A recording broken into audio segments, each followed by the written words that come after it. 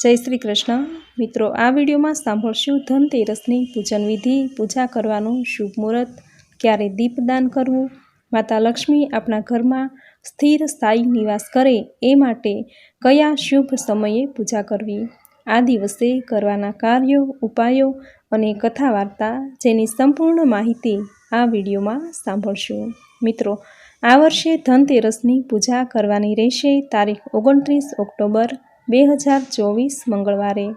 આ દિવસે ત્રિપુષ્કર યોગ બની રહ્યો છે, તો આ શુભ યોગમાં મા લક્ષ્મીની પૂજા કરવાથી ઘરમાં જીવનમાં સુખ સમૃદ્ધિ બની રહેશે।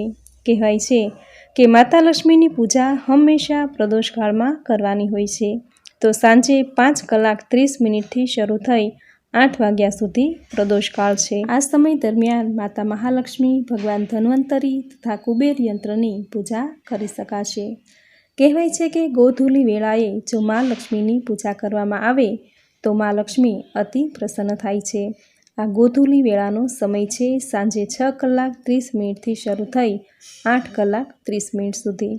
આ સમયે તમે માતા લક્ષ્મીની પૂજા કરી શકો છો, તથા જો તમારી પાસે સાંજના સમયે ધનતેરસની પૂજા કરવાનો સમય ન હોય તો ધનતેરસના દિવસે બપોરે પૂજા કરવાનું શુભ મુહૂર્ત જોઈએ તો બપોરે 12 વાગ્યાથી શરૂ થઈ બપોરે 12:30 સુધીનું મુહૂર્ત શુભ છે, તથા ધનતેરસની ખરીદી કરવાનું શુભ મુહૂર્ત જોઈએ તો સાંજે 6:30 શરૂ થઈ 10:30 સુધી ખરીદીનું મુહૂર્ત શુભ છે।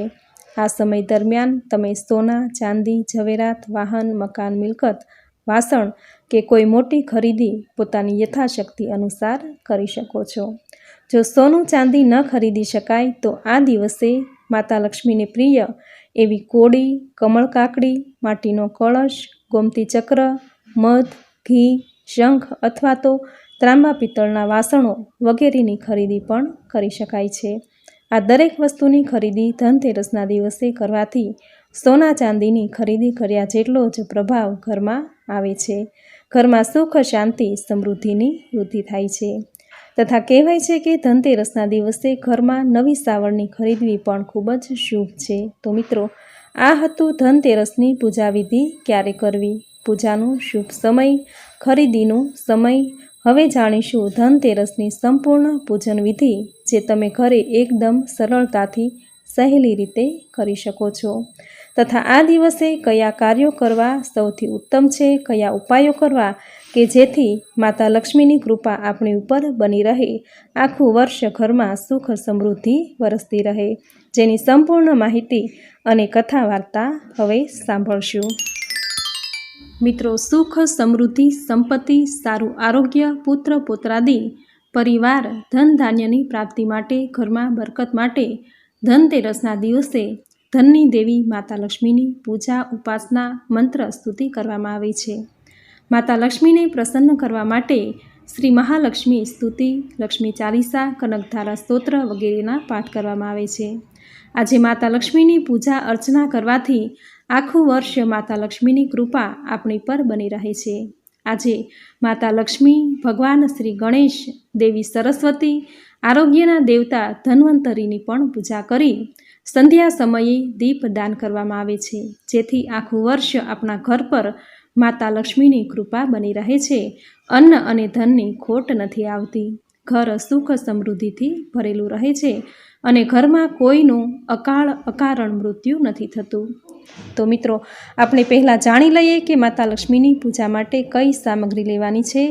તો સામગ્રીમાં લેવાનો છે લાકડાનો પાટલો કે પછી બાજોઠ, તેના પર પાથરવા માટે લાલ કે ગુલાબી રંગનું કપડું, ભગવાન શ્રી ગણેશ સાથે રીતિ સીધી, માતા લક્ષ્મીની મૂર્તિ, ફોટો કે છબી, જે કંઈ તમારી પાસે હોય તે લઈ શકાય। જો કંઈ ન હોય તો ચોખાની ઢગલી કરી તેના પર સોપારી મૂકી અને તેનું સ્વરૂપ માનીને તેની પૂજા પણ કરી શકાય છે। ત્યાર પછી નાડાછડી, કંકુ, ચોખા, નાગરવેલના પાન, સોપારી, લવિંગ, ઇલાયચી, ધૂપ કરવા માટે અગરબત્તી, કપૂર, જે પૂજા કરવાની હોય તે જગ્યાને પવિત્ર કરવા માટે જો તમારી પાસે ગાયનું છાણ હોય તો તે ઉત્તમ રહેશે, અથવા તો ક્યારાની માટી, અને જો એ પણ ન હોય તો ગંગાજળ અથવા ગૌમૂત્ર લેવું। દીવો કરવા માટે રૂની દિવેટ સાથે માતા લક્ષ્મીને અતિ પ્રિય એવી કમળ કાકડી, કોળી, ગોમતી ચક્ર, જે ધનતેરસની પૂજામાં જરૂરથી લેવી. સાથે ઋતુના ફળ ભગવાન શ્રી ગણેશને અર્પણ કરવા માટે ધરો, ચંદન, સિંદૂર અને જો મૂર્તિ હોય તો ભગવાનને સ્નાન કરાવવા માટે પંચામૃત લેવું તથા માતા લક્ષ્મીને પતાશા અતિ પ્રિય છે. આથી પતાશા પણ લેવા. અત્તર, ચાંદીનો સિક્કો અથવા તો સોના ચાંદીના દાગીનાની તમે કે જો કોઈ વસ્તુની ખરીદી કરી હોય તો તે લેવું. નૈવેદ્યમાં ઋતુના ફળ, મીઠાઈ અથવા તો માતા લક્ષ્મીને અતિ પ્રિય એવી મખાણાની ખીર લેવી તથા દીપદાન માટે 13 દીવા અને 1 દીવો 4 મુખી અથવા તો 4 વાટવાળો લેવો, જેને યમદીપ કહે છે. તે દીવો પણ સાથે તૈયાર કરી લેવો. તો મિત્રો, આ હતી ધનતેરસની પૂજા માટેની બધી જ સામગ્રી. સાથે સૂકા ધાણા અને ગોળ પણ લેવો. ગોળ એ મીઠાશનું પ્રતીક છે અને સૂકા ધાણા એ સમૃદ્ધિનું પ્રતીક છે. આથી જ માતા લક્ષ્મીની પૂજામાં તથા નવા ધંધાની શરૂઆતમાં કરાતી પૂજામાં, જ્યારે નવું ઘર હોય ત્યારે ગ્રહ પ્રવેશ કરે ત્યારે કરાતી પૂજામાં ગોળ ધાણા મૂકવામાં આવે છે. તો મિત્રો, આ હતી ધનતેરસની પૂજા માટે માતા લક્ષ્મીની પૂજાની સામગ્રી. હવે આપણે કરીશું માતા લક્ષ્મીનું પૂજન. મિત્રો, જે સમયે પૂજા કરવાની હોય એ સમયે બધી સામગ્રી પહેલાં તૈયાર કરી લેવી. સ્નાન કાર્યથી અથવા તો હાથ પગ ધોઈ શુદ્ધ પવિત્ર થઈ શુદ્ધ વસ્ત્ર ધારણ કરવા તથા માતા લક્ષ્મીની પૂજામાં ઘરના દરેક સભ્યોએ એક સાથે મળીને પૂજા કરવી કે જેનાથી માતા લક્ષ્મી અત્યંત પ્રસન્ન થશે. તેની કૃપાથી ઘર પરિવારમાં શુભતા મંગલતા બની રહેશે. ઘરમાં સમૃદ્ધિ અને બરકત વધશે. ત્યાર પછી જે જગ્યાએ પૂજા કરવાની હોય એ જગ્યાને સ્વચ્છ કરી તેના પર ગાયનું છાણ અથવા તો માટીથી લીપણ કરવું. તેના પર લાકડાનો બાજડ કે પાટલો ઢાળવો. તેના પર શુભ સ્વસ્તિક બનાવવું. સ્વસ્તિક એ ખૂબ જ શુભ અને પવિત્ર છે. સ્વસ્તિક કરવાથી આપણા જીવનમાં સુખ અને સૌભાગ્ય આવે છે. આપણા દરેક કાર્યોમાં સફળતા મળે છે. સ્વસ્તિક એ સકારાત્મક ઉર્જાનું સ્તોત્ર છે. પૂજા સ્થાપન કરતાં પહેલાં સ્વસ્તિક કરવાથી આપણા જીવનમાં સુખ, સૌભાગ્ય અને સમૃદ્ધિ વધે છે. ધનમાં વૃદ્ધિ થાય છે. દેવી દેવતાઓના સ્વાગત માટે સ્વસ્તિક કરવામાં આવે છે. તો આપણે માતા લક્ષ્મીને આપણા ઘરમાં પ્રવેશ કરે એ માટે આપણે આમંત્રણ આપવા માટે સૌ પહેલાં સ્વસ્તિક બનાવીશું. આ રીતે લાકડાના પાટલા પર શુભ સ્વસ્તિક બનાવી ત્યાર પછી તેના પર લાલ કે ગુલાબી રંગનું વસ્ત્ર પાથરવું. ત્યાર પછી ભગવાન શ્રી ગણેશની સ્થાપના કરવી. કોઈ પણ શુભ કાર્ય કરો, પૂજાપાઠ કરો ત્યારે સૌ પ્રથમ ભગવાન શ્રી ગણેશની પૂજા કરવામાં આવે છે. આથી સૌ પહેલાં આપણે જો ભગવાન ગણેશની મૂર્તિ હોય તો પંચામૃત શુદ્ધ જળથી સ્નાન કરાવવું અને જો ફોટો હોય તો સ્વચ્છ વસ્ત્રથી લૂછી નાખવી. ભગવાન શ્રી ગણેશને સ્થાપિત કરી એક બાજુ ચોખાની ઢગલી કરી તેના પર અષ્ટદળ અથવા તો કમળની આકૃતિ બનાવવી. કારણ કે માતા લક્ષ્મી એ કમળ પર બિરાજમાન છે. આથી કમળનું આસન બનાવી તેના પર માતા લક્ષ્મીને બિરાજમાન કરવા. જો મૂર્તિ હોય તો શુદ્ધ જળ, ગંગાજળ, પંચામૃતથી સ્નાન કરાવવું અને જો ફોટો હોય તો સ્વચ્છ વસ્ત્રથી લૂછી નાખવી. આ રીતે ભગવાન શ્રી ગણેશ અને માતા લક્ષ્મીની સ્થાપના કરવી. ત્યાર પછી હાથમાં પવિત્ર જળ લઈ સંકલ્પ કરવો. સંકલ્પ કરતા સમયે પોતાનું નામ લેવું કે હું માતા લક્ષ્મી, સરસ્વતી અને ભગવાન શ્રી ગણેશની પૂજા કરું છું, જેનું ફળ મને પ્રાપ્ત થાય.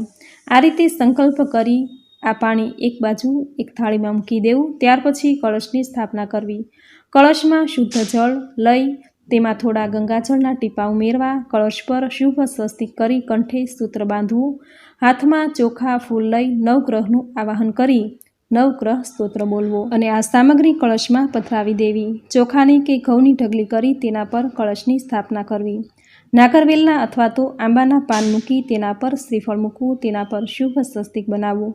ભગવાન શ્રી ગણેશ, માતા લક્ષ્મી, સરસ્વતીને કંકુનું તિલક કરવું. જો તમારી પાસે કેસર હોય તો કેસરનું તિલક પણ કરવું એ ઉત્તમ ગણાય છે. આ તિલકને સોનાનું તિલક કહે છે. ત્યાર પછી માતા લક્ષ્મી સમક્ષ નાગરવેલનું પાન મૂકી તેમાં ગોમતી ચક્ર, કોડી અને કમળ કાકડી મૂકી તેની પૂજા કરવી. માતા લક્ષ્મીને ગોમતી ચક્ર અને કોડી અતિ પ્રિય છે. કારણ કે કહેવાય છે કે કોડી અને ગોમતી ચક્ર, કમળ કાકડી એ માતા લક્ષ્મીના ભાઈ બહેન છે. આથી તેની પૂજા કરવાથી માતા લક્ષ્મી અતિ પ્રસન્ન થશે. જે રીતે બહેનને તેના ભાઈ અતિ પ્રિય હોય છે એવી જ રીતે માતા લક્ષ્મીને કોડી અને ગોમતી ચક્ર અતિ પ્રિય છે. આથી ધનતેરસની પૂજામાં ગોમતી ચક્ર અને કોડી, કમળ કાકડી વગેરે જરૂરથી લેવા. ત્યારબાદ પુષ્પ અર્પણ કરવા. જો કમળનું ફૂલ તમારી પાસે હોય તો તે વધારે ઉત્તમ છે, કારણ કે માતા લક્ષ્મી કમળના આસન પર બિરાજમાન છે. તેને કમળ અતિ પ્રિય છે. તથા જો તમારે આખું વર્ષ માતા લક્ષ્મીને કમળ અર્પણ કરવું હોય તો આજે ધનતેરસના દિવસે સોનીને ત્યાં ચાંદીનું કમળ કે પછી સોનાનું કમળ મળે છે, તે પણ આજે તમે લાવી શકો છો અને ઘરના મંદિરમાં માતા લક્ષ્મી સમક્ષ એ કમળ અર્પણ કરી શકો છો, જેથી આખું વર્ષ માતા લક્ષ્મીને કમળ ચડાવ્યાનું ફળ પ્રાપ્ત થશે. કારણ કે માતા લક્ષ્મીને કમળ અતિ પ્રિય છે, આથી તે પ્રસન્ન રહેશે. આ ઉપાય પણ તમે આજે કરી શકો છો અને આખા વર્ષ માતા લક્ષ્મીને કમળનું પુષ્પ ચડાવ્યાનું પુણ્ય ફળ પ્રાપ્ત કરી શકો છો. ભગવાન શ્રી ગણેશને અતિ પ્રિય એવી ધરો ચડાવી પુષ્પ અર્પણ કરવા તથા નૈવેદ્યમાં જે ઋતુના ફળ લીધા હોય તે અર્પણ કરવા, મીઠાઈ અર્પણ કરવી અને ત્યાર પછી લક્ષ્મી સ્તોત્ર બોલવો. ત્યારબાદ ધૂપ દીપ કરી આરતી કરવી. અને કહેવાય છે કે જ્યારે ધનતેરસની પૂજા કરો ત્યારે માતા લક્ષ્મીની આરતી ન કરવી જોઈએ. આદ્યશક્તિની આરતી કે પછી ભગવાન શ્રી ગણેશની આરતી કે પછી જય કાના કાળાની આરતી કરવી. કારણ કે કહે છે કે આરતી પૂર્ણ થયા બાદ દેવ તેના સ્થાનકે જતા રહે છે, પરંતુ માતા લક્ષ્મીને તો આપણે આપણા ઘરમાં સ્થાયી કરવાના છે, તો તેને આપણે વિદાય નથી કરવાના. આથી આજે માતા લક્ષ્મીની આરતી ન કરીએ તો સારું. મિત્રો, આ એક માન્યતા છે, પરંતુ તમે તમારા ઘરમાં જે પરંપરા હોય એ પ્રમાણે કરી શકો છો. ત્યાર પછી 13 દીવા પ્રગટાવી માતા લક્ષ્મીને 13 દીવા અર્પણ કરવા, જેને દીપદાન કહે. ત્યાર પછી શ્રી સૂક્ત, લક્ષ્મી સ્તોત્ર, કનકધારા સ્તોત્રનો પાઠ કરી પૂજા પૂર્ણ કરવી. આ રીતે પૂજા કરવાથી આપણા પર માતા લક્ષ્મીની કૃપા આખું વર્ષ બની રહેશે. ઘરમાં અન્ન અને ધનની ખોટ નહીં આવે. ભગવાન શ્રી ગણેશ રીતિ સિદ્ધિ સહિત આપણા ઘરમાં શુભતા મંગલતા વરસાવતા રહેશે. શ્રી ગણેશ એ સંકટના હરનારા છે. આખું વર્ષ ઘરમાં કોઈ જાતનો કષ્ટ કે સંકટ નહીં આવે. શુભતા મંગલતા બની રહેશે. તથા આજે માતા સરસ્વતીની પણ આપણે પૂજા કરી, તો માતા સરસ્વતી એ વાણીની દેવી છે. આપણી વાણી અને વચનથી કોઈનું મન ન દુભાય એ માટે માતા સરસ્વતીને પ્રાર્થના કરવામાં આવે છે. તેની કૃપા આપણી પર બની રહે, તેનો વાસ આપણી જીભ પર રહે, એ માટે પૂજા પ્રાર્થના કરી આરતી લઈ ઘરના સભ્યોને પ્રસાદ વહેંચી દેવો. ઘરના સભ્યો એકસાથે મળીને જો આ રીતે પૂજા કરશો તો માતા લક્ષ્મી ખૂબ જ રાજી થશે, પ્રસન્ન થઈ ઘરમાં સ્થાયી નિવાસ કરશે. ઘરમાં ધન ધાન્યના ભંડાર ભરેલા રહેશે. તો મિત્રો, આ હતી ધનતેરસના દિવસે કરાતી માતા લક્ષ્મીની પૂજન વિધિ. હવે જાણીશું ઉત્થાપન કેવી રીતે કરવું. મિત્રો, આપણે જે પૂજા કરી હોય, સ્થાપના કરી હોય તે આખી રાત રહેવા દેવી. કારણ કે માતા લક્ષ્મી આપણા ઘરમાં કોઈ પણ સમયે પ્રવેશ કરે છે. તેની પૂજા સ્થાપના કરેલી જોઈ તે અતિ પ્રસન્ન થશે અને તે ઘરમાંથી બહાર નહીં નીકળે અને આપણા ઘરમાં સ્થાયી નિવાસ કરશે. આમ આખી રાત સ્થાપન કરેલું રહેવા દેવું અને સવારે ઉત્થાપન કરવું. માતા લક્ષ્મી અને ભગવાન શ્રી ગણેશની મૂર્તિ ઘરના મંદિરમાં મૂકી દેવી અને જો તિજોરીમાં રાખતા હોય તો તિજોરીમાં મૂકી દેવી. કળશમાં રહેલું જળ આખા ઘરમાં થોડું થોડું છાંટી દેવું. વધેલું જળ વૃક્ષ છોડને રેડી દેવું. શ્રીફળ છે તે વધેરી દેવું અને પ્રસાદ તરીકે વહેંચી દેવો. પૂજા કરેલા ચોખા હોય તેમાંથી થોડા ચોખા લઈ લાલ કપડામાં બાંધી દેવા. તિજોરીમાં જ્યાં ધન રાખીએ છીએ ત્યાં મૂકી દેવા અથવા તો ઘરના મંદિરમાં મૂકી રાખવા. બાકીના જે ચોખા વધે તેને ચકલાને ચણ નાખી દેવા. પૂજા કરેલા પુષ્પ જળમાં પધરાવી દેવા. ગોળ ધાણા છે તેનો પ્રસાદ વહેંચી દેવો અને જે વધેલા ધાણા છે તે ક્યારામાં રોપી દેવા અને નિત્ય તેને જળ સિંચવું. તે ધાણા ઊગી જશે અને જેમ ધાણા વધશે તેમ આપણા ઘરમાં સુખ સમૃદ્ધિ વધશે. આ રીતે ઉત્થાપન કરવું. મિત્રો, આપણે કોઈ પણ પૂજા કરીએ તો તેની પાછળ દાન દક્ષિણા અવશ્ય કરવી જોઈએ. જો તમે બ્રાહ્મણ પાસે પૂજા કરાવી હોય તો તેને કાચું સીધું અથવા તો રોકડ રકમ આપવી અને જો ઘરે પૂજા કરી હોય તો ઘરમાં રહેલી બહેન દીકરી કે પછી ઘરની પુત્રવધુ, ઘરની કોઈ પણ સ્ત્રી, તેને તમે રોકડ રકમ અથવા તો કોઈ પણ ભેટ સોગાદ આપીને તેમને રાજી કરી શકો છો. કારણ કે તે પણ ઘરની લક્ષ્મી જ કહેવાય છે. જો તે પ્રસન્ન હશે તો ઘરમાં ક્યારેય ધનની ખોટ નહીં આવે. આથી માતા લક્ષ્મીની પૂજા કર્યા બાદ ઘરની લક્ષ્મીને પણ જરૂરથી પ્રસન્ન કરવી. તો મિત્રો, આ હતી ધનતેરસના દિવસે કરાતી માતા લક્ષ્મીની પૂજા વિધિ. હવે જાણીશું ધનતેરસના દિવસે કરવામાં આવતા અમુક એવા ઉપાયો કે જે કરવાથી માતા લક્ષ્મી આપણા ઘરમાં સ્થાયી નિવાસ કરે છે, આપણા ઘરમાં ધનની ખોટ નથી આવતી. મિત્રો, જ્યારે પણ આપણે માતા લક્ષ્મીની પૂજા કરીએ ધનતેરસના દિવસે, ત્યારે ઘરના દરવાજા ખુલ્લા રાખવા, ઘરની તિજોરીના દરવાજા પણ ખુલ્લા રાખવા, જેથી કરીને આપણા ઘરમાં માતા લક્ષ્મી આગમન કરી શકે. આ દિવસે ઘરની સાફ સફાઈ કરી અને પછી જ માતા લક્ષ્મીની પૂજા કરવી, કારણ કે માતા લક્ષ્મીને સ્વચ્છતા અતિપ્રિય છે. જ્યાં ગંદકી હશે ત્યાં માતા લક્ષ્મી ક્યારેય નહીં આવે. જ્યાં સ્વચ્છતા હશે ત્યાં મા લક્ષ્મી પ્રસન્ન વદે પધરામણી કરશે. આથી ઘરને હંમેશા સ્વચ્છ રાખવું. આજના દિવસે ઘરના ઉંબરે આસોપાલવ કે પછી આંબાના પાન કે પછી ફૂલનું તોરણ બાંધવું, ઘરને સુશોભિત કરવું, ઘરના આંગણાની બહાર સુંદર રંગોળી બનાવી, સાથિયા પૂરવા અને દીવા પ્રગટાવવા, કારણ કે માતા લક્ષ્મીને સુંદરતા અતિપ્રિય છે. આથી ઘરને સુંદર સુશોભિત કરવું.